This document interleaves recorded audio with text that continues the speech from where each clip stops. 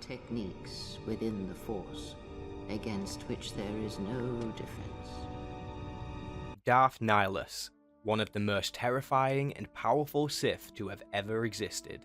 Not much is known about Darth Nihilus, or who he used to be. He first appeared in the Knights of the Old Republic 2, The Sith Lords, but the story of Darth Nihilus began at the end of the Mandalorian Wars. It all started when the mass shadow generator was used on the planet Malachor 5. This is the super weapon that ultimately ended the Mandalorian Wars and massacred an entire planet of people, including those in orbit. The shadow generator was constructed by Bayodare, a Zabrak companion of the Jedi Revan. The weapon was capable of producing shadows that would cause gravity vortexes and illness in people around. The vortexes would rip the planet apart and pull anything from orbit into the planet's surface by force. This left the surface of Malachor absolutely devastated. It was barely hanging together using the remaining pockets of gravity energy around the planet. Warships and debris would be seen floating around the surface with nothing else remaining other than planetoids. However, from the ashes of destruction, something new had awoken. A human male had survived the attack.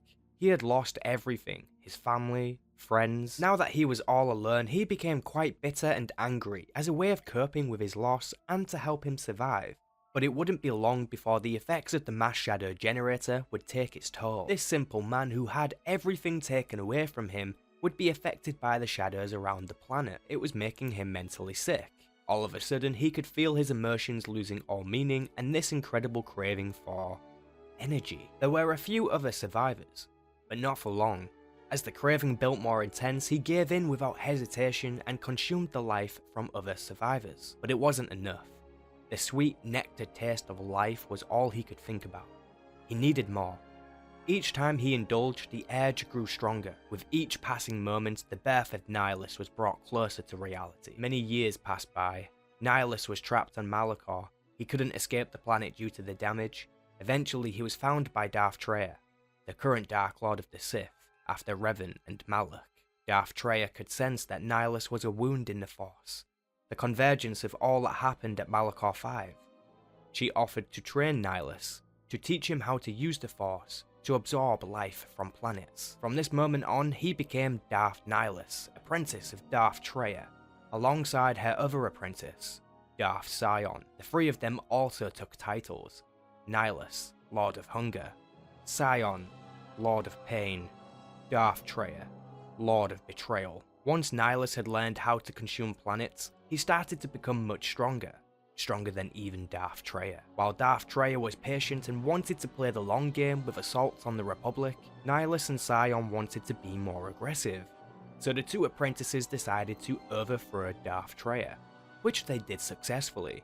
They beat Darth Traya quite easily and they severed her connection to the Force. Now that she was out of the picture, Nihilus took over as the Dark Lord and Emperor of the Sith. Sion was happy with this so long as they assaulted the Jedi more often. Over time, Darth Nihilus became so powerful his body began to decay. He knew he had to do something, otherwise he would eventually die. Darth Nihilus decided to remove his spirit from his body and imbue it to his armor and mask. This meant he could retain his physical form without actually having a body. All that was on the inside now was Dark Force energy. Darth Nihilus was so powerful that he no longer needed the vessel he used to call his body. Because of the many assaults from the Sith, Jedi Master Atris decided to hold a meeting on planet Katar. Most of the Jedi would be there along with their forces. However, Master Atris intended to use this as a trap to catch Darth Nihilus. So she leaked the location of the meeting and Darth Nihilus came running, hungry for the Force energy buffet waiting for him. While wiping out the Jedi at the same time, it was an easy decision for Nihilus. Master Atris underestimated her opponent. As Darth Nihilus got closer, the Force users on the planet could feel it. It began to affect them mentally, including Atris. Nihilus consumed everything on the planet, while Atris ran and hid on the surface of Telos, to be haunted by what she had done. When Darth Nihilus walked the surface of Katar, he found one survivor, Emira Lukin Visus Mar.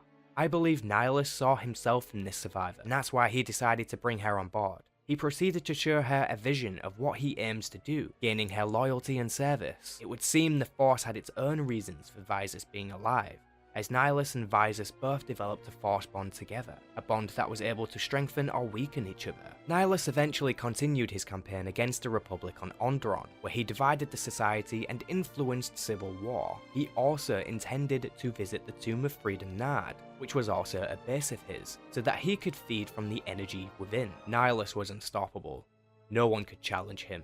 His power was beyond any typical foe. He could consume anything that was connected to the Force in any way. He could reach out with the Force across entire star systems. Eventually, Visas Ma, the would-be apprentice of Darth Nihilus, joined forces with the Exile, also known as Mitra Surik. The Exile knew that Nihilus needed to be stopped, and devised a plan with Mandalore to get the job done. They boarded his dreadnought and set 4 proton charges to blow, but of course, to defeat Nihilus, they had to face him. The Exile confronts Darth Nihilus on the bridge. The Exile engages combat with Darth Nihilus, and she has an advantage. Darth Nihilus would try to absorb the Exile, but the Exile has her own absorption technique, and it counteracts Nihilus, preventing him from using his most powerful technique. But it wasn't over. They fought in lightsaber combat. Darth Nihilus proved to be too strong, but Visas was able to help. Using her bond to Nihilus, she was able to weaken him, giving enough time for the Exile to strike him down, and that is how Nihilus was defeated. While Nihilus laid lifeless on the deck, Visas approached his remains so that she could look upon her now former master's face. She also gives his mask to the Exile. The Exile asks Visas what she saw behind the mask.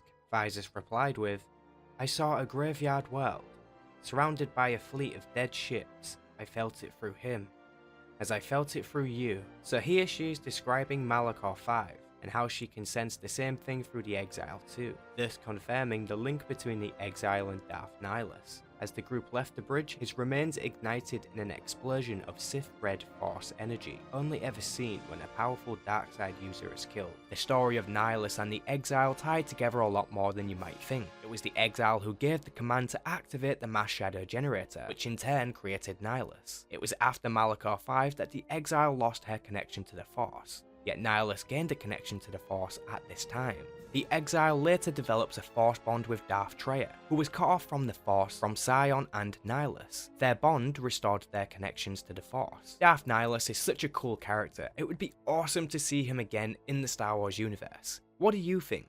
And who would you like to see covered in the next explained video? Be sure to leave your thoughts and suggestions in the comment section, and remember to like the video and subscribe if you enjoy the content on my channel. If you would like to help support my channel, which helps me make more videos, then please consider joining the channel as a member. It would really be appreciated. Thank you all so much, and I'll see you in the next video. Peace out, plebs. You must realize